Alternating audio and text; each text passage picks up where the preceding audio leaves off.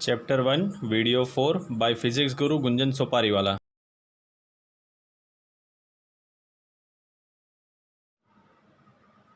नमस्कार विद्यार्थी मित्रों, तपोवन सायन्स एकेडमी में आपनु हार्दिक स्वागत है। आप अत्यार सुधी चैप्टर 1 ना 3 लेक्चर्स कम्प्लीट करी गया छो, जेमां आपणे कूलम्बना नियमनी वात करी, कूलम्बना नियमना सदिश स्वरूपनी वात करी, संपातपणाना नियमनी वात करी, विद्युत क्षेत्रनी वात करी, विद्युत क्षेत्र रेखाओ, तेनी लाक्षणिकताओ, विशेषताओ आ टॉपिकनी आपणे चर्चा करी रह्या। ने लास्ट लेक्चर में छेल्ले अंत में आपणे पेलुं जे विद्युत क्षेत्रनी जे क्षेत्र रेखाओनी अंदर एक डायपोलनी चर्चा करेली हती, तो तेना विषे हवे आपणे आजे चर्चा करीशुं। आजनो लेक्चर मित्रों एक्जाम पॉइंट ऑफ व्यू थी घणो ज अगत्यनो छे। तो आजना लेक्चर्सनी अंदर एके एक थियरीनी अंदर एके एक स्टेपने केवी रीते सिम्प्लिफाई करेल छे तेने खास ध्यान आपीने समझजो અને થિયરીનો 2 વખત એને રિવાઇઝ કરીને એ થિયરીનો સેમ ડે તમે મોડે કરીને કમ્પ્લીટ કરી જ નાખજો કે જેથી આજના લેક્ચર્સની થિયરીઓ જે છે તે બોર્ડની એક્ઝામના પોઈન્ટ ઓફ વ્યૂથી જોઈએ તો ઘણી જ ઇમ્પોર્ટન્ટ થિયરીઓ છે। તો kindly request to all the students complete all this theories of this lecture. આજના વિડીયો લેક્ચરની તમામ થિયરીઓને ધ્યાનથી જોઈને સમજીને કમ્પ્લીટ करजो।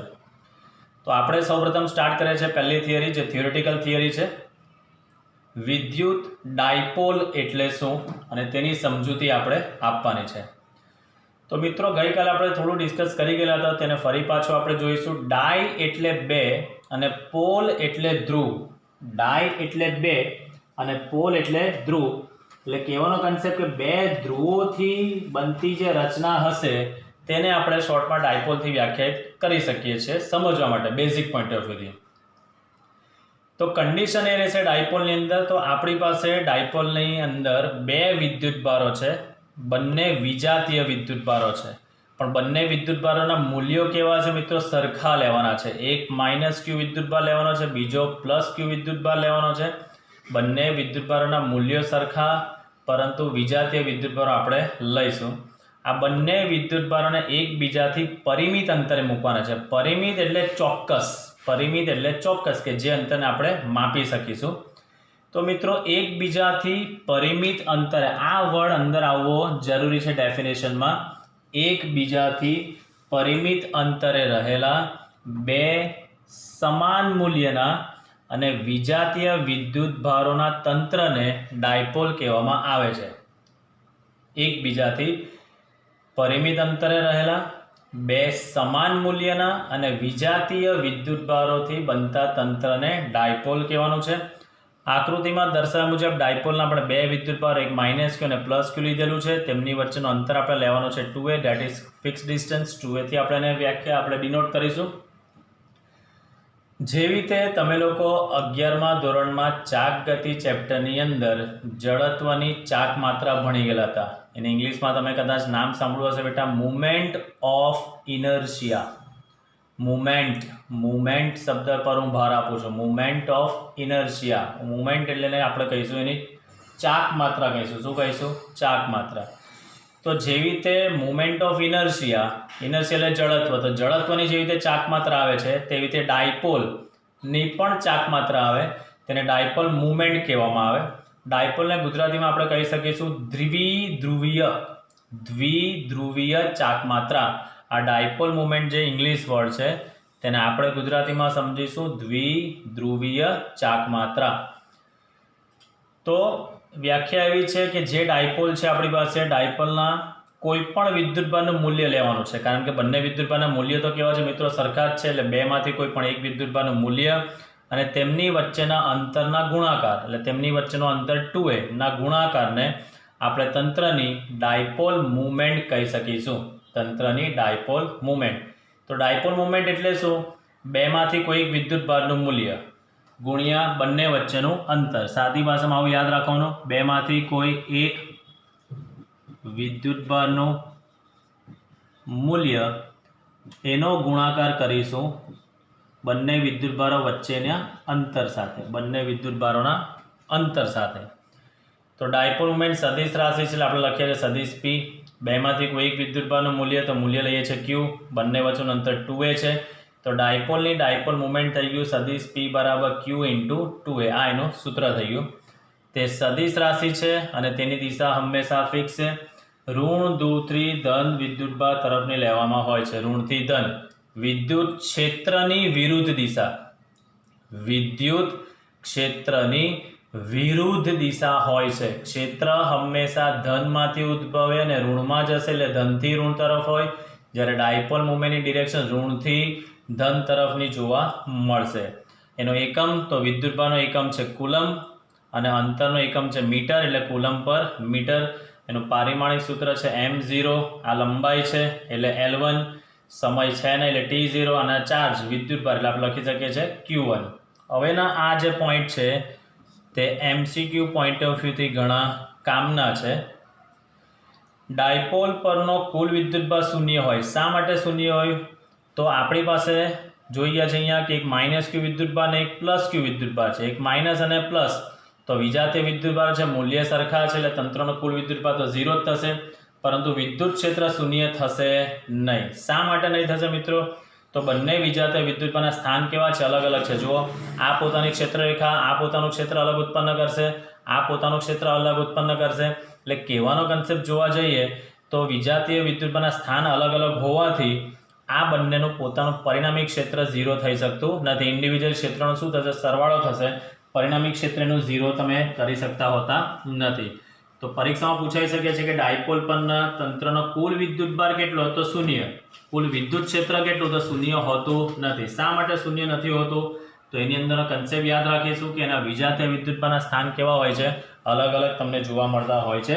એટલે ક્યારે પણ વિદ્યુત ક્ષેત્ર તંત્રનું 0 હશે નહીં, પણ વિદ્યુતભાર 0 હોઈ શકે છે. બરાબર. આ ડાયપોલની અંદર આપણે એક નાની કન્ડિશન સમજીશું. આપણે એક નાની કન્ડિશન સમજીએ ને જેને આપણે નામ આપીશું બિંદુ ડાયપોલ. તો હું એને લખીશ આ રીતે. અહીંયા સમજીએ આપણે બિંદુ ડાયપોલ. તો બેઝિકલી બિંદુ ડાયપોલની અંદર આપણી પાસે ડાયપોલનું સૂત્ર છે સદિશ P is equal two Q into 2a. આ રીતે હું એને લખી શકું છું. બરાબર. એટલે હું આ રીતે લખું છું 2aq. આ રીતે લખું છું 2aq. આ ડાયપોલ મોમેન્ટનું સૂત્ર છે. નામ પરથી સમજો મિત્રો, બિંદુ ડાયપોલ. બિંદુ ડાયપોલ તો બિંદુ ડાયપોલ માટેની શરત છે, આપણે બિંદુ ડાયપોલ માટે શરત લઈશું. સૌથી પહેલી તો લિમિટ 2a ટેન્ડ્સ ટુ 0. એનો મતલબ કે આ બે વિદ્યુતભારો વચ્ચેનું અંતર ઘણું સૂક્ષ્મ છે. આ બંને વિદ્યુતભારો વચ્ચેનું અંતર ઘણું સૂક્ષ્મ છે અને જે બંને વિદ્યુતભારો છે, આ બંને જે વિદ્યુતભારો છે તે ટેન્ડ્સ ટુ લઈશું આપણે ઇન્ફાઇનાઇટ. એટલે લિમિટ વિદ્યુતભાર Q જે છે ટેન્ડ્સ ટુ ઇન્ફાઇનાઇટ. આ બીજી શરત છે. તો એનો મતલબ કે જ્યાં સુધી આ શરતનું પાલન નહીં થશે ત્યાં સુધી તે બિંદુ ડાયપોલ બની શકતું નથી. બિંદુ એટલે એકની ઉપર એક ઓવરલેપ જોવાશે. એકની ઉપર એક ઓવરલેપ એટલે વિદ્યુતભારો ઘણા મોટા મોટા છે અને તેમની વચ્ચેનું અંતર ઘણું સૂક્ષ્મ હશે એટલે આપણે એને બિંદુ તરીકે વ્યાખ્યાયિત કરી શકીએ. એનો મતલબ કે એક વિદ્યુતભાર અહીંયા છે, બીજો વિદ્યુતભાર પણ એની એકદમ જ નજીક છે, એટલે બંને વચ્ચેનું અંતર છે તે ઘણું સૂક્ષ્મ છે. આ વિદ્યુતભારોની સાપેક્ષે બંને વચ્ચેનું અંતર ઘણું સૂક્ષ્મ હોય તો તેનાથી બનતી રચનાને આપણે કહી શકીએ છીએ મિત્રો બિંદુ ડાયપોલ કહી શકીએ છીએ. તો આપણે એક MCQ પોઈન્ટ ઓફ વ્યૂથી કામનું કે બિંદુ ડાયપોલની જરૂરી શરત જણાવો. તો લિમિટ 2a ટેન્ડ્સ ટુ 0 એટલે અંતર ઘણું સૂક્ષ્મ હોવું જોઈએ અને તેમના વિદ્યુતભારોનું મૂલ્ય ટેન્ડ્સ ટુ ઇન્ફાઇનાઇટ હોવું જરૂરી છે. તો આ હતું બિંદુ ડાયપોલ. આના પછીની જે થિયરીઓ જે છે મિત્રો તે ઘણી જ ઇમ્પોર્ટન્ટ છે, એટલે એની અંદર એક એક મેથેમેટિકલ સ્ટેપ્સને ઘણા ધ્યાનથી સમજજો. નેક્સ્ટ ક્વેશ્ચન જોઈશું. વિદ્યુત ડાયપોલની અક્ષ પર આવેલા બિંદુએ વિદ્યુત ક્ષેત્રની તીવ્રતાનું સૂત્ર મેળવવાનું છે. એનો મતલબ મિત્રો સવાલ છે પહેલાં એ સમજીએ કે ડાયપોલને જે અક્ષ પર મૂકેલો છે તે અક્ષ પર જ કોઈ બિંદુ આવેલું છે અને એ બિંદુએ ડાયપોલને લીધે ઉદ્ભવતા ક્ષેત્રની તીવ્રતા કેટલી હશે, એટલે એ જગ્યા પર વિદ્યુત ક્ષેત્રનું મૂલ્ય કેટલું હશે તે આપણે શોધવાનું છે. તો આની અંદર આપણે સમજીશું થિયરીના સ્ટેપ્સ હું લખીશ, તમે ધ્યાનથી એનો નિરીક્ષણ અભ્યાસ કરતા જજો. જે આપણે ડાયપોલ મૂકેલો છે મિત્રો તે આ જ લીધેલી છે, જે રેડ માર્કરથી દોરી છે તે ઝેડ અક્ષ છે આપણી. ડાયપોલને આ માઇનસ ક્યુ વિદ્યુતભાર, આ પ્લસ ક્યુ વિદ્યુતભાર છે, જેને આપણે ઝેડ અક્ષ પર સંપાત કરેલ છે. તો આની અંદર આપણે લખી શકીએ વિદ્યુત ડાયપોલને ઝેડ અક્ષ પર સંપાત કરેલ છે. ડાયપોલને ઝેડ અક્ષ પર સંપાત એટલે મૂકેલો છે. ડાયપોલના બે વિદ્યુતભારો વચ્ચેનું અંતર આપણને ખબર છે મિત્રો કેટલું છે, 2a છે. ડાયપોલના બે વિદ્યુતભારો વચ્ચેનું અંતર કેટલું છે, આપણે 2a છે. અને અહીંયા લખીએ છીએ આપણે ડાયપોલના બે વિદ્યુતભારો વચ્ચેનું અંતર ઇઝ ઇક્વલ ટુ 2a છે. ડાયપોલ મુમેન્ટ પણ આપણને ખબર જ છે કે જેનું મૂલ્ય છે 2aq, જેનું મૂલ્ય છે 2aq, જે આપણને ખબર જ છે. આપણે થિયરીમાં આગળ જોઈશું ત્યારે એની ચર્ચા કરીશું. હવે આપણે ડાયપોલને જે અક્ષ પર સંપાત કર્યો છે તો ડાયપોલનું આ મધ્યબિંદુ O થી ઝેડ અંતરે આવેલું કોઈ બિંદુ P છે, જે આકૃતિમાં જોઈ શકીએ છીએ. અહીંયાથી આટલો ડાયપોલ છે, તેનું મધ્યબિંદુ O છે. તો ડાયપોલના મધ્યબિંદુથી ઝેડ અંતરે આવેલું કોઈ બિંદુ P છે, જેના પર આપણે વિદ્યુત ક્ષેત્ર શોધવાનું છે. તો અહીંયા લખી શકીએ આપણે ડાયપોલની અક્ષ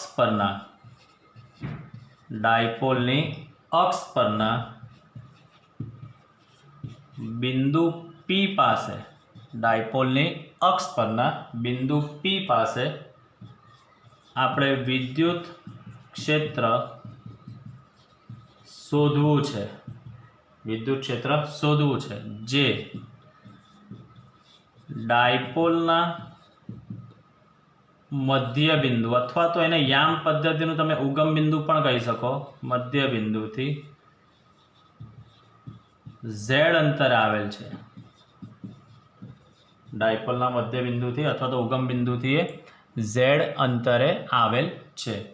આટલું હતું આપણો થિયરી પાર્ટ. હવે આકૃતિ પરથી ફરી પાછું સમજીશું મિત્રો. આની અંદર ડાયપોલના બે વિદ્યુતભારો વચ્ચેનું અંતર આખું 2a છે, જે અહીંયા દર્શાવેલું છે. જો આ 2a છે, આ એનું મધ્યબિંદુ છે, એટલે અહીંયાથી આટલું અંતર એ થશે, અહીંયાથી આટલું અંતર એ થશે.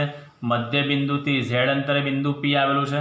તો આકૃતિ પરથી આપણે જોઈ શકીએ છીએ મિત્રો આની અંદર કે માઇનસ ક્યુ વિદ્યુતભારથી આ P બિંદુનું અંતર કેટલું બને. માઇનસ ક્યુ વિદ્યુતભારથી આ બિંદુ Pનું અંતર કેટલું થઈ શકે. તો આપણે જોઈ ગયા છે કે આખું અંતર અહીંયાથી આટલું કેટલું છે, ઝેડ અંતર છે. O થી Pનું અંતર આપણું ઝેડ છે અને O થી આ માઇનસ ક્યુ વિદ્યુતભારનું અંતર A છે. તો ટોટલ અહીંયાથી આ અંતર કેટલું થશે આપણું, આટલું A તો છે જ અને અહીંયાથી આટલું ઝેડ, એટલે ટોટલ ડિસ્ટન્સ કેટલું થશે મિત્રો, આખું Z plus A minus Q વિદ્યુતભારથી. સેમ પ્લસ ક્યુ વિદ્યુતભારથી મારે શોધવું છે. પ્લસ ક્યુ એટલે અહીંયાથી જ શોધવું છે. તો આકૃતિ પરથી જોઈ શકો છો આટલું આખું અંતર ઝેડ છે, જેમાંથી આટલું A નીકળી જશે તો આ અંતર આપણને કેટલું મળશે મિત્રો, ઝેડ માઇનસ A, જે આપણે દર્શાવેલું છે. તો માઇનસ ક્યુ વિદ્યુતભારથી બિંદુ Pનું અંતર થશે આખું ઝેડ પ્લસ A અને પ્લસ ક્યુ વિદ્યુતભારથીનું અંતર થશે ઝેડ માઇનસ A થશે. તો અહીંયા આપણે એને નિર્દેશન કરી દઈએ, લખીશું આપણે એને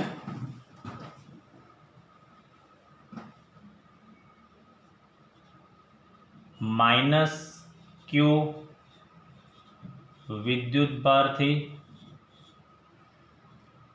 બિંદુ Pનું અંતર આપણે લઈશું. આકૃતિ પરથી જોઈ ગયા છે માઇનસ ક્યુ વિદ્યુતભારથી જે અંતર છે તે ઝેડ પ્લસ A, ત્યારબાદ પ્લસ ક્યુ વિદ્યુતભારથી બિંદુ પીનું જે અંતર છે તે આપણે લખી શકીએ છીએ, આકૃતિ પરથી જોઈ શકો છો મિત્રો, z-a છે, બરાબર. હવે આ બંને વિદ્યુત ભારને લીધે ઉદ્ભવતા ક્ષેત્રની ઇફેક્ટ કેટલી થશે તે આપણે શોધી નાખીએ પહેલાં. તો ધેન આફ્ટર હવે આપણે લખી શકીએ અહીંયા કે પ્લસ ક્યુ વિદ્યુત ભારની વાત કરીએ આપણે પહેલાં, કે પ્લસ ક્યુ વિદ્યુત ભાર વડે પી બિંદુ આગળ, પી બિંદુ પાસે જે વિદ્યુત ક્ષેત્ર ઉદ્ભવે છે તે વિદ્યુત ક્ષેત્રની તીવ્રતા કેટલી હશે, તો તેને હું વ્યાખ્યાયિત કરું છું અહીંયા. ધન વિદ્યુત ભાર છે એટલે આપણે લખી શકીએ છીએ E પ્લસ, સદિશ રાશિ છે એટલે સદિશ E plus is equal two લખી શકાશે કે વિદ્યુત ભાર આપણો છે Q અપોન, સૂત્ર શું છે મિત્રો આનું, KQ બાય R સ્ક્વેર. તો પ્લસ Q વિદ્યુત ભારથી અંતર કેટલું છે આપણે લખી ગયા છે Z માઇનસ A, તો અહીંયા લખીશ Z minus A whole square into dipole છે તો ડાયપોલ મુમેન્ટની સદિશ પરિભાષામાં લખી આપણે એને દર્શાવીશું પી કેપ, જ્યાં સદિશ પી કેપ શું દર્શાવે છે, સદિશ પીની દિશાનો એકમ સદિશ, સદિશ પી એટલે આપણો આ ડાયપોલ મુમેન્ટની દિશા ઋણથી ધન વિદ્યુત ભાર, આ જે છે તે સદિશ પીનો આપણે કહી શકીએ છીએ એકમ સદિશ, અને આપણે કહી શકીએ છીએ ડાયપોલ મુમેન્ટનો આ જે છે તે એકમ સદિશ છે. આને આપી દઈએ છીએ આપણે મિત્રો સમીકરણ નંબર 1 આપીએ છીએ, એટલે પ્લસ ક્યુ વિદ્યુત ભારથી ઉદ્ભવતું ક્ષેત્ર આવી ગયું. સેમ હવે શોધીશું આપણે માઇનસ ક્યુ વિદ્યુત ભારથી. તો માઇનસ ક્યુ વિદ્યુત ભાર વડે પી બિંદુ પાસે વિદ્યુત ક્ષેત્રની તીવ્રતા શોધી કાઢીએ આપણે. તો એને વ્યાખ્યાયિત કરીશું આપણે E માઇનસથી, એને વ્યાખ્યાયિત કરીશું મિત્રો આપણે E માઇનસ. સૂત્ર શું લખાશે કે વિદ્યુત ભાર માઇનસ ક્યુ છે તો માઇનસ ચિહ્ન આગળ કરી દઈશ, એટલે આ માઇનસ કે ક્યુ બાય ઋણ વિદ્યુત ભારનું અંતર છે આપણી પાસે, અહીંયાથી જોઈ શકો છો તમે Z પ્લસ A, એટલે અહીંયા લખું છું આ Z plus A whole square into P cap, જેને આપીએ છીએ આપણે સમીકરણ નંબર 2, જેને આપીએ છીએ આપણે સમીકરણ નંબર 2. તો આપણી પાસે ડાયપોલને Z અક્ષ પર સંપાત કરેલ છે, એના બે વિદ્યુત ભારો વચ્ચેનું અંતર 2a છે. ડાયપોલની અક્ષ પરના બિંદુ P પાસે આપણે વિદ્યુત ક્ષેત્ર શોધવું છે, અને જે P બિંદુ ડાયપોલનો મધ્ય બિંદુ અથવા તો યામ પદ્ધતિનો ઉગમ બિંદુ એ ડાયપોલનું મધ્ય બિંદુ ગણીશું, તો ત્યાંથી Z અંતરે કોઈ બિંદુ P આવેલ છે.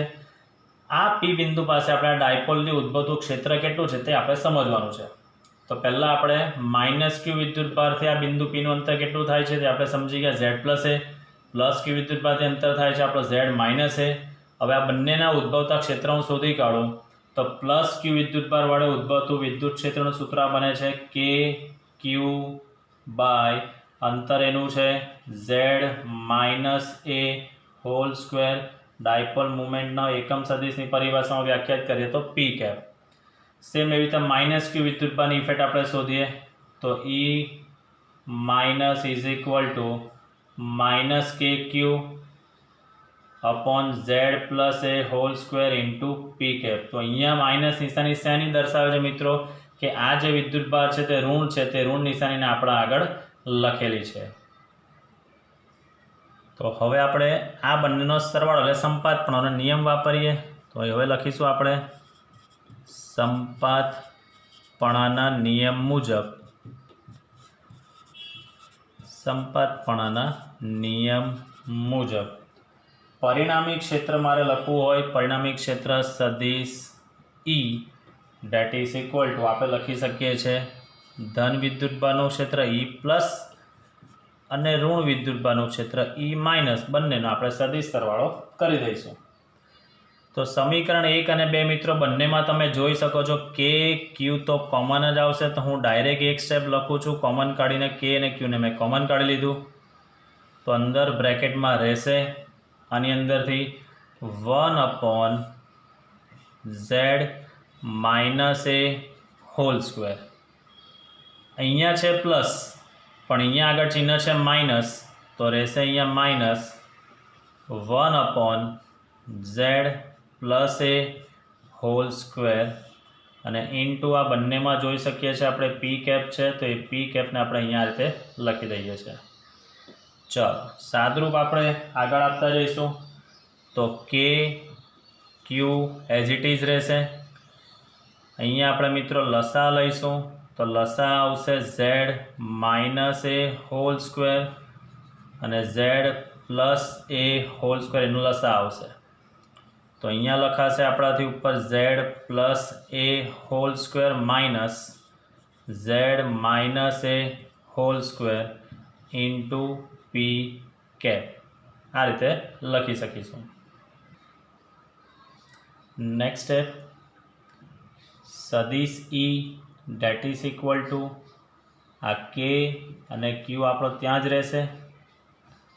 આને આપણે એક્સપાન્ડ કરીશું તો a plus b whole square તો લખી શકાય a square plus 2ab plus b square minus આ a minus b whole square જેના જે બી ચિહ્નો હશે આગળ માઇનસ એટલે ચિહ્ન બદલાઈ જશે તો ઝેડ સ્ક્વેર તો એ થઈ જશે માઇનસ ઝેડ સ્ક્વેર -2z થશે આનું મધ્યમ પદ પણ આગળ માઇનસ એટલે થઈ જશે પ્લસ 2z અને છેલ્લું સ્ટેપ રહેશે પ્લસ a સ્ક્વેર આવશે પણ આગળ ચિહ્ન છે આપણી પાસે માઇનસનું એટલે ચિહ્ન બદલાઈ જશે માઇનસ a સ્ક્વેર થઈ જશે. છેલ્લું સ્ટેપ આપણું માઇનસ a સ્ક્વેર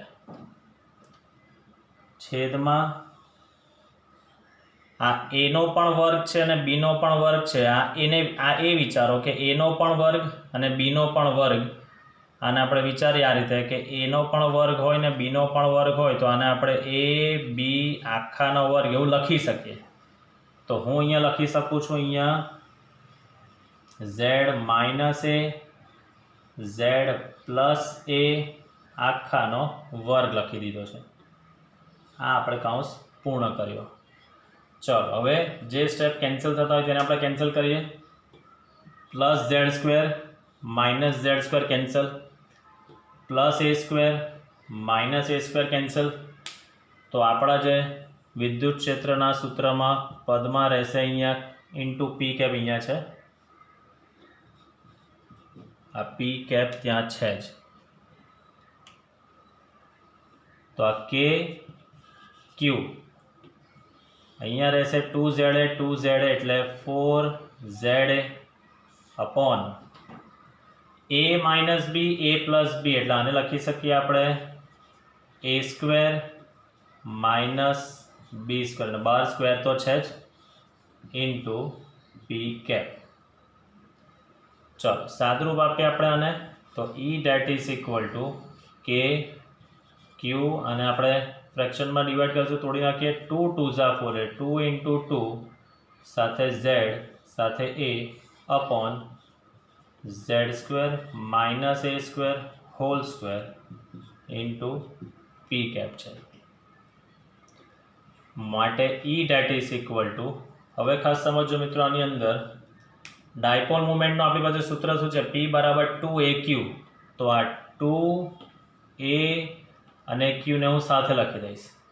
આ જે છે આ 2 આ A અને આ Q 2AQ ને સાથે લખી દઉં તો એને હું ડાયપોલ મુમેન્ટ P લખી શકું. તો આ જે છે તેને હું સૂત્રાત્મક સ્વરૂપે લખી શકું આ રીતે. આ 2 ત્યાંનો ત્યાં જ આ K પણ ત્યાંનો ત્યાં જ આ 2AQ ની જગ્યાએ હું લખું છું ડાયપોલની ડાયપોલ મુમેન્ટ P આની જગ્યાએ હું લખું છું ડાયપોલની ડાયપોલ મુમેન્ટ P સાથે આ Z તો છે જ ત્યાં upon Z square minus A square whole square into P cap તો છે જ જ્યાં લખી દઉં છું હું અહીંયા કે જે પી આપણે લખ્યો છે P બરાબર 2AQ છે.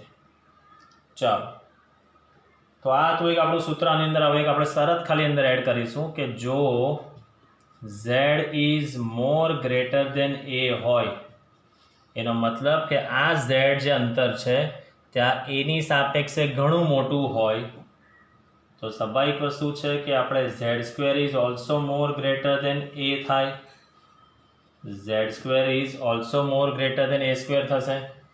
તો સ્વાભાવિક વસ્તુ છે z² ઘણું મોટું છે તો આપણા z² ની સાપેક્ષે આપણે a² ને શું કરીશું, અવગણી શકીશું. તો અહીંયા લખું છું માટે a² ને અવગણતા. તો હવે આપણું ઈનું સૂત્ર શું બનશે મિત્રો, સદિશ e that is equal to 2kpz upon 2kpz upon આ a² ને આપણે અવગણી નાખીએ તો z નો વર્ગ ને બીજો વર્ગ એટલે z નો થશે અહીંયા 4 ઘાત થશે, ત્યાં z નો 4 ઘાત ઇન્ટુ p કેપ. તો હવે શું થશે, એક લાસ્ટ સ્ટેપ, આ એક z અને અહીંયા તો એક z કેન્સલ થઈ જશે એટલે અહીંયા હજી કેટલા ઘાત રહેશે મિત્રો, 3 ઘાત તો રહેશે. તો માટે આપણે ડાયરેક્ટ ફાઇનલ સૂત્ર લખીશું અહીંયા સદિશ e that is equal to આ 2 એઝ ઇટ ઇઝ છે, k એઝ ઇટ ઇઝ છે, p એઝ ઇટ ઇઝ છે અપોન z³ અને ઇન્ટુ p કેપ. એટલે આના પછીનું જે ફાઇનલ સ્ટેપ છે મિત્રો તે આપણું આ સ્ટેપ છે, ફાઇનલ સ્ટેપ જે છે તે આ છે. તો આ થઈ ગયું આપણું ડાયપોલની અક્ષ પર જ કોઈ બિંદુ આવેલું હોય તો તેને લીધે ડાયપોલથી કેટલું ક્ષેત્ર જોવા મળશે તેનું આ સૂત્ર થઈ ગયું કે સદિશ E is equal to 2kp/z³ into p cap. હવે આપણે અહીંયા સરળતા ખાતર ડાયપોલને z અક્ષ પર સંપાત કરી દીધો છે. તમારી પાસે જે NCERT રેફરન્સ બુક છે તેની અંદર આ જવાબમાં અહીંયા r આવે છે. r એટલે કોઈ પણ અક્ષ હોઈ શકે. આપણે આની અંદર લઈએ છીએ, આપણે z અક્ષને મેં ધ્યાનમાં લીધું છે જેથી થિયરી આપણી થોડી સરળ બનશે. તો મિત્રો આ હતું ડાયપોલની અક્ષ પર જ આવેલા કોઈ બિંદુએ વિદ્યુત ક્ષેત્રની તીવ્રતાનું સૂત્ર હતું. મેથેમેટિકલ સ્ટેપ્સ આપણે વિદ્યુત ક્ષેત્રના સૂત્રો તારવી ગયા, ત્યારબાદ સમીકરણ 1 અને 2 બંનેનો સરવાળો કર્યો છે. અહીંયા 1/z - a whole square -1/z + a whole square into p cap. અહીંયા લસા લીધો છે તો z - a હોલ સ્ક્વેર ને z + a હોલ સ્ક્વેર લસા આવશે એટલે z + a હોલ સ્ક્વેર ઉપર જશે માઇનસ આ z - a હોલ સ્ક્વેર અહીંયા રહેશે.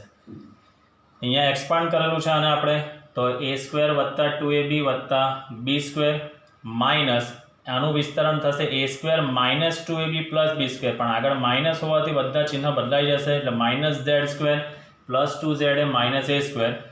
આ a નો પણ વર્ગ છે ને b નો પણ વર્ગ છે એટલે ab આખાનો વર્ગ લખી દીધો છે. z² a² કેન્સલ થાય છે એટલે kq 2za is equal two 4za. આ a - b + b એટલે z² - a² whole square into p cap. તો kq આ 4 ને 2 2 = 4, z as it is, a as it is, step નીચેનું as it is. e is equal to આ 2 as it is છે, k as it is છે. આ 2aq જેના પર ડોટ કરેલા છે, આ 2aq ની જગ્યાએ ડાયપોલ મોમેન્ટ p સાથે આ z નો z upon z² - a² whole square. શરત આપણે લઈએ છીએ કે ધારો કે આ જે અંતર છે z ઇઝ મોર ગ્રેટર દેન જો a હોય તો z² પણ ઘણો મોટો થાય, તો a² ઘણો નાનો થાય તો a² ને આપણે અવગણીશું તો e is equal two 2kpz as it is upon આ a² ને અવગણી એટલે z નો વર્ગ અને આ વર્ગ એટલે 2 દુ 4 ઘાત થશે એટલે z નો 4 ઘાત. ત્યારબાદ આપણે અહીંયાથી એક z કેન્સલ કર્યો, અહીંયાથી 4 ઘાતમાંથી 1 ઘાત કેન્સલ થશે એટલે 3 ઘાત ત્યાં રહેશે. એટલે એનો ફાઇનલ સ્ટેપ આપણે અહીંયા લઈ ગયા છે આ 2 અહીંયા as it is, k as it is, p as it is, z નો 3 ઘાત ઇન્ટુ p કેપ. તો આ જે હતું તે ડાયપોલની અક્ષ પરના બિંદુએ જ વિદ્યુત ક્ષેત્રની તીવ્રતાનું સૂત્ર હતું અને અહીંયા જે પરિણામી ક્ષેત્ર જે તમને મળશે તે O થી P તરફ મળશે, O થી P તરફ. એટલે ડાયપોલની ડિરેક્શન જે આપણે લીધું છે P કેપ એટલે આની ડિરેક્શન જે હશે પરિણામી ક્ષેત્ર એ O થી P તરફની દિશામાં જોવા મળશે. પરિણામી ક્ષેત્ર આ O થી P તરફ જોવા મળશે. નેક્સ્ટ થિયરી હવે લેવાનું છે વિદ્યુત ડાયપોલની વિષુવ રેખા પર આવેલા બિંદુએ વિદ્યુત ક્ષેત્રની તીવ્રતાનું સૂત્ર તારવું. આની આગળની થિયરી મિત્રો આપણે જોઈ ગયા ડાયપોલને જે અક્ષ પર મૂકેલો હતો તે અક્ષ પર જ કોઈ બિંદુ લેવાનું હતું અને એ બિંદુએ આપણે વિદ્યુત ક્ષેત્રની તીવ્રતાનું સૂત્ર જોઈ ગયા. હવે આપણે ડાયપોલને જે અક્ષ પર મૂકવાનો છે તે અક્ષની વિષુવ રેખા આપણે પહેલાં સમજીશું, અને એ વિષુવ રેખા પર કોઈ બિંદુ આવેલું છે અને તેના પર આપણે વિદ્યુત ક્ષેત્ર શોધવાનું છે. તો આકૃતિ પરથી સમજીએ આપણે. આ જે લીધેલી છે ઝેડ અક્ષ, જેના પર આપણે ડાયપોલને સંપાત કરેલો છે. એટલે આગળની થિયરીમાં ઝેડ અક્ષ જે આડી હતી તેને મેં ખાલી જસ્ટ આમ કરી દીધું છે. એટલે ડાયપોલ આપણો આ રીતે ગોઠવાયેલો છે. આ પ્લસ ક્યુ વિદ્યુત ભાર છે, આ માઇનસ ક્યુ વિદ્યુત ભાર છે, બંને વચ્ચેનું અંતર 2a છે. આ એનું યામ પદ્ધતિનું ઉગમ બિંદુ છે, એટલે અહીંયાથી આનું અંતર a થશે, અહીંયાથી આનું અંતર a થશે. એટલે ડાયપોલને આપણે મિત્રો ઝેડ અક્ષ પર સંપાત કરેલો છે. આ બંને વિદ્યુત ભારોને જોડતી રેખાનું લંબ દ્વિભાજક દોરવું છે. એટલે એના મધ્ય બિંદુમાંથી આ મેં દોર્યો છે અહીંયા લંબ દ્વિભાજક દોરેલો છે, જે વાય અક્ષ કન્સિડર કરેલી છે. તો મિત્રો ડાયપોલના બંને વિદ્યુત ભારોને જોડતી આ રેખાના લંબ દ્વિભાજકને ડાયપોલની વિષુવ રેખા કહેવાય. તો આકૃતિની અંદર આ જે વાય અક્ષ આપણી છે તે ડાયપોલની વિષુવ રેખા આપણે ધ્યાનમાં લઈશું. એટલે વિષુવ રેખાનો અર્થ શું સમજીશું મિત્રો? ડાયપોલને જે અક્ષ પર મૂકેલો છે એ જે અક્ષ પર મૂકેલો છે તેના બંને વિદ્યુત ભારોને જોડતી રેખાનો લંબ દ્વિભાજક, જેને આપણે વિષુવ રેખા ધ્યાનમાં લઈશું. તો ડાયપોલના વિદ્યુત ભારોને જોડતી રેખાના લંબ દ્વિભાજકને ડાયપોલની વિષુવ રેખા કહેવામાં આવે છે. તો આ બંને વિદ્યુત ભારોને જોડતી રેખા એટલે આ ડિસ્ટન્સ આટલું, એનો આ લંબ દ્વિભાજક એટલે અહીંયા શું બને મિત્રો? કાટખૂણો બને એવું આપણે કહી શકીએ. બરાબર. ચાલો, હવે આ વિષુવ રેખા પર યામ પદ્ધતિના ઉગમ બિંદુથી વાય અંતરે આવેલું કોઈ બિંદુ ક્યુ છે. પેલામાં ઝેડ અંતર હતું, અહીંયા આપણી વિષુવ રેખા વાય અક્ષ છે, એટલે ઉગમ બિંદુથી વાય અંતરે આવેલા બિંદુ ક્યુ પાસે આપણે વિદ્યુત ક્ષેત્ર શોધવાનું છે. એટલે ક્યુ બિંદુનું અંતર આપણે લીધેલું છે y is equal to y, એટલે વાય અક્ષ પર વાય અંતરે બિંદુ આવેલું છે. હવે ખાસ સમજો, આ ક્યુ બિંદુ પ્લસ ક્યુ વિદ્યુત ભારથી કેટલા અંતરે આવેલું હશે? એટલે આ જે ડોટ લાઈન દોરેલી છે તે ડિસ્ટન્સ આપણે કેવી રીતે ફાઇન્ડ કરી શકીશું? તો અહીંયા આપણે સમજીએ થોડું રફલી. માનો કે આ પ્લસ ક્યુ વિદ્યુત ભાર છે, તેને હું અહીંયા દોરું છું સમજવા માટે. આ પ્લસ ક્યુ વિદ્યુત ભાર છે તે જ્યાં દોરેલો છે, અહીંયા આપણું બિંદુ છે યામ પદ્ધતિનું ઉગમ બિંદુ O છે. એટલે આ જે લાઈન છે તે ડિસ્ટન્સ છે આપણી પાસે A. અહીંયા O થી ક્યુ બિંદુ પાસે આપણે જવાનું છે, તો ક્યુ બિંદુ પાસેનું અંતર કેટલું છે? આપણી પાસે y છે, અહીંયા કાટખૂણો છે. તો આ અંતર આપણે શોધવાનું છે મિત્રો. તો અહીંયા પાયથાગોરસનો પ્રમેયથી આપણે શોધી શકીએ. બાજુનો વર્ગ વત્તા બાજુનો વર્ગ એનું વર્ગમૂળ લઈશું એટલે મને આ મળશે. એટલે આ ડિસ્ટન્સ મારું કેટલું હોઈ શકે? y² પ્લસ a² નો 1/2 પાયથાગોરસનો પ્રમેય. કર્ણનો વર્ગ ઇઝ ઇક્વલ ટુ બાજુનો વર્ગ વત્તા બાજુનો વર્ગ. તો કર્ણ ઇઝ ઇક્વલ ટુ શું લખી શકાય? બંને બાજુના વર્ગોના સરવાળાનું વર્ગમૂળ લઈ લઈએ આપણે. એટલે y² પ્લસ a² નું વર્ગમૂળ જે આ માપ થઈ શકશે. તો અહીંયા હું નિર્દેશન કરી દઉં છું. આ y² પ્લસ a² નો 1/2. સેમ આ ડિસ્ટન્સ પણ એટલું જ થશે. અહીંયા y² પ્લસ a² નો 1/2. બરાબર. બંને વિદ્યુત ભાર જે છે તે ક્યુ બિંદુથી સમાન અંતરે આવેલું છે. તો આપણી પાસે વિદ્યુત ક્ષેત્રનું સૂત્ર છે E બરાબર kq/r². અંતર સરખું હશે, વિદ્યુત ભારના મૂલ્યો તો સરખા જ છે, તો આ બંનેની ક્યુ બિંદુ પર ઇફેક્ટ કેવી થશે? સરખી થશે. એનો મતલબ કે બંને વડે ઉદ્ભવતી વિદ્યુત ક્ષેત્રની તીવ્રતાના મૂલ્યો કેવા થશે? સમાન જ જોવા મળશે. કારણ કે અહીંયાથી આનું જે અંતર છે તે પણ y² પ્લસ a²/1/2, આ જે અંતર છે તે પણ y² પ્લસ a²/1/2 છે. એટલે અંતર સરખું હોવાથી તેના દ્વારા ઉદ્ભવતી વિદ્યુત ક્ષેત્રની તીવ્રતાના મૂલ્યો પણ કેવા છે મિત્રો? સમાન જ હશે. તો હવે આપણે આ પ્લસ ક્યુ વિદ્યુત ભારને લીધે ઉદ્ભવતી ક્ષેત્રની તીવ્રતાનું મૂલ્ય આપણે શોધીએ. તો પ્લસ ક્યુ વિદ્યુત ભારથી ઉદ્ભવતા વિદ્યુત ક્ષેત્રનું મૂલ્ય. અહીંયા આપણે મિત્રો મૂલ્યનું કામ છે, તો એનું નિર્દેશન કરું છું માત્ર E પ્લસથી, that is equal to K Q by R square. અહીંયા આર લખીશું આપણે, આર છે આ, આર કેટલું છે તો આ અંતર આપણે જોઈ ગયા છે, કેટલું છે વાય સ્ક્વેર પ્લસ એ સ્ક્વેરનો 1/2 ઘાત. આ બે અને આ બે કેન્સલ થઈ જશે એટલે એનું મૂલ્ય આવશે K Q by Y square plus A square. સમીકરણ નંબર આને આપ્યા છે મિત્રો આપણે 1.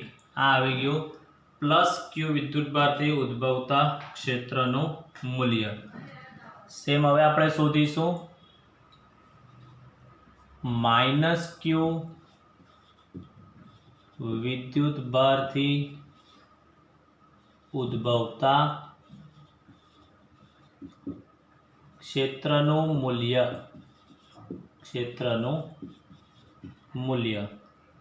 તો એને આપણે નિર્દેશન કરીશું E minus, that is equal two મૂલ્ય છે એટલે વિદ્યુતભારના મૂલ્યને આપણે ધ્યાનમાં લઈશું. દિશાનું આપણને કામ નથી એટલે નેગેટિવનું આપણને કામ નથી. કે ક્યુ બાય આર સ્ક્વેર, તો કે ક્યુ બાય આર સ્ક્વેર. તો આરની જગ્યાએ અહીંયા પણ અંતર કેટલું છે વાય સ્ક્વેર પ્લસ એ સ્ક્વેરનો 1/2 ઘાત. તો અહીંયા પણ 2 અને 2 કેન્સલ થશે એટલે આપણને એનું મૂલ્ય મળશે K Q by Y square plus A square. આને આપણે આપીએ છીએ સમીકરણ નંબર 2. એટલે બંને વિદ્યુતભારથી ઉદ્ભવતા ક્ષેત્રના મૂલ્યો આપણી પાસે આવી ગયા છે. હવે ખાસ સમજો, આ જે ક્યુ બિંદુ છે આપણે એ ક્યુ બિંદુએ E પ્લસ અને E માઇનસ જે છે વિદ્યુત ક્ષેત્ર છે તો સદિશાશી, તો એની દિશા આપણે દર્શાવેલી છે જે આપણે હવે સમજીશું. એની દિશા અહીંયા દર્શાવેલ છે. તો હવે સમજો મિત્રો આકૃતિ પરથી, ધન વિદ્યુતભાર છે એટલે ક્ષેત્ર રેખાઓ બહાર તરફ, તો આ રીતે ક્ષેત્ર રેખા એની નીકળે છે તો વિદ્યુત ક્ષેત્ર આ દિશામાં એનું જોવા મળે છે. જુઓ અહીંયા આકૃતિમાં E પ્લસ લખેલું છે. આ ખૂણો થીટા છે તો અહીંયા બી ખૂણો થીટા બનશે. કઈ રીતે થીટા બનશે મિત્રો? તો અહીંયા હું રફલી સમજાવું છું. આ છે આપણી ઝેડ અક્ષ છે, અહીંયા છે આપણી આ વાય અક્ષ છે. ધારો કે આ બિંદુથી આ દિશામાં આપણે જઈએ છીએ તો અહીંયા ખૂણો થીટા બને છે. તો આ જે ઝેડ અક્ષ છે તેને સમાંતર હું અહીંયા પણ ઝેડ અક્ષ દોરું છું તો આ બી થીટા બની શકે કે નહીં બની શકે? યાદ કરો તમે, બે સમાંતર રેખાઓની છેદિકાથી પેલા અનુકોણ એફ આકાર બની ગયા તો આ એફ આકાર બનશે. તો આ અને આ ખૂણો બંને કેવા થશે? અહીંયા સરખા થશે. એટલે આ થીટા છે તો આ બી કેટલો થશે? થીટા થઈ શકે છે. ઓકે, તો આ થીટા હોવાથી આ બી થીટા છે. તો મિત્રો આની અંદર જે ધન વિદ્યુતભારથી ઉદ્ભવતું ક્ષેત્ર આ દિશામાં છે તો તેના આપણને બે ઘટકો મળશે, જે અહીંયા હું રફલી ડ્રો કરું છું ફરી પાછું સમજવા માટે. અહીંયા કે આ જે વિદ્યુત ક્ષેત્ર આપણું જે E પ્લસ છે તેની દિશા આ છે, અહીંયા થીટા ખૂણો બને છે. તો આ આપણી અક્ષ વિચારીએ તો અહીંયાથી હું આ રીતે લંબ દોરું અને અહીંયાથી હું આ લંબ દોરીશ તો સદિશ ચેપ્ટરમાં ભણી ગયો છો. આ તમને એક ઘટક મળી શકશે અહીંયા અને એક ઘટક તમને આ મળી શકશે. આ જે ઘટક તમને મળશે તે થીટાનો, ઓકે, આ જે થીટા છે મિત્રો આકૃતિની અંદર બાય મિસ્ટેક એ થીટા આપણો અહીંયા છે, આ છે, આ થીટા છે ને, તો આ થીટા થશે. એટલે આપણો જે અહીંયા જે થીટા છે તે બાય મિસ્ટેક આપણો આ થીટા છે તો અહીંયા પણ થશે આ થીટા. તો જો આ એફ આકાર બનશે આપણો અનુકોણ એફ, આ અનુકોણ આપણો એફ, એટલે આ થીટા છે તો આ બી કેટલો બનશે મિત્રો? થીટા બની શકે. જે આકૃતિમાં આ થીટા છે તો આ પણ થીટા બનશે. અહીંયા જે દોરેલો હતો તે બાય મિસ્ટેક છે.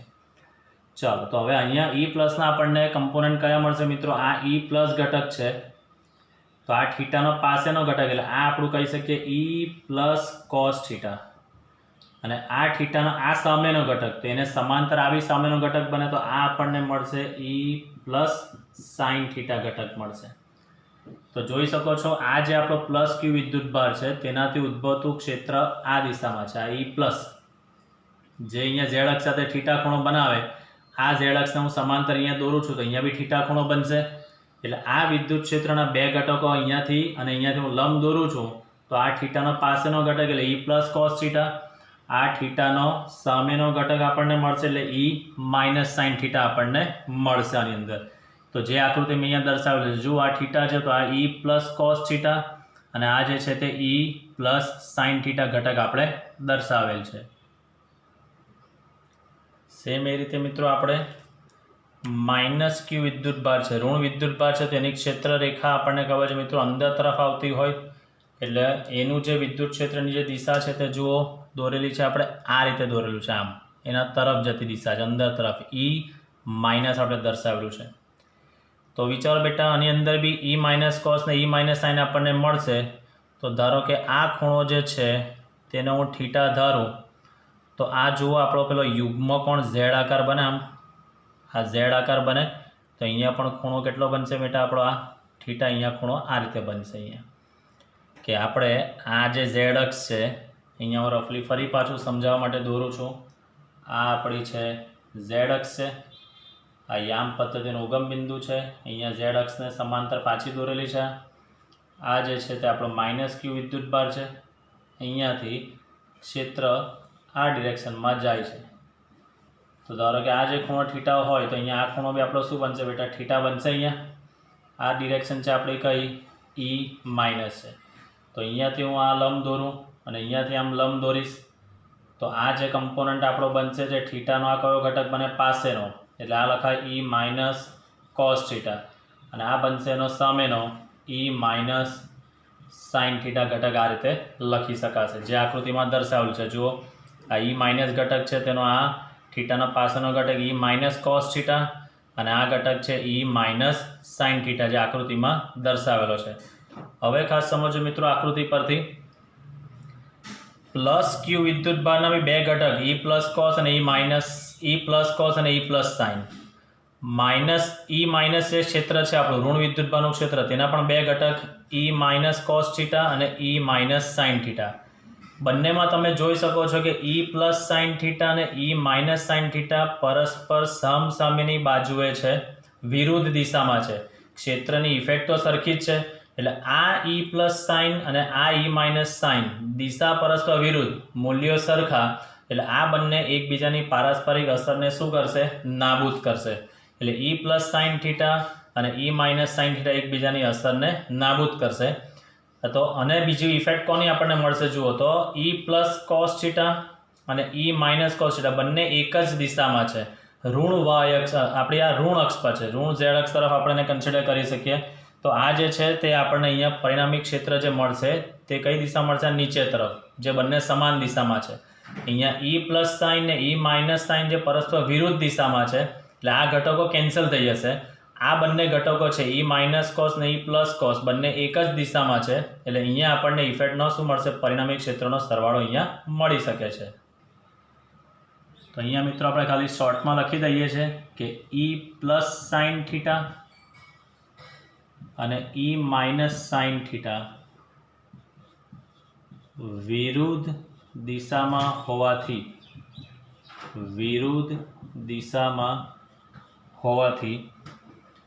એકબીજાની અસર નાબૂદ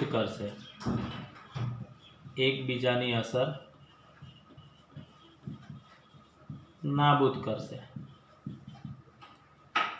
અને ઈ પ્લસ કોસ થીટા અને ઈ માઇનસ કોસ થીટા જે છે એ બંને ઘટકો સમાન દિશામાં હોવાથી